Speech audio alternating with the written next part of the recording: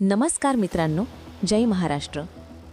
आत्ताची या क्षणाची सर्वात मोठी ब्रेकिंग न्यूज समोर आलेली आहे.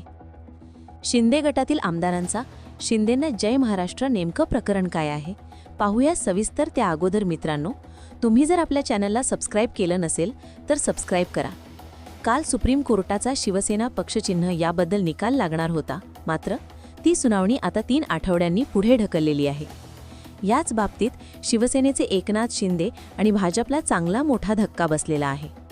त्याचबरोबर न्यायालयाने राहुल नार्वेकर यांना चांगलेच खडेबोल सुनावलेले आहे.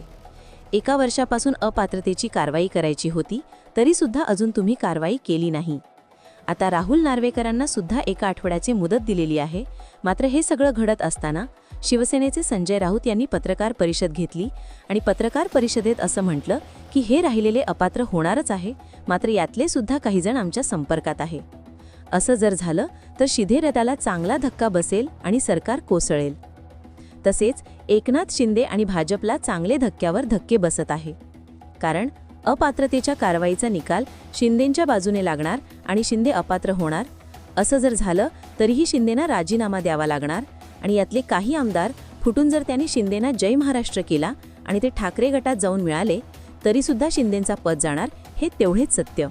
मित्रांनो, तुम्हाला काय वाटतं, येणाऱ्या काळामध्ये महाराष्ट्राचा मुख्यमंत्री म्हणून तुम्हाला कोणता चेहरा पाहायला आवडेल?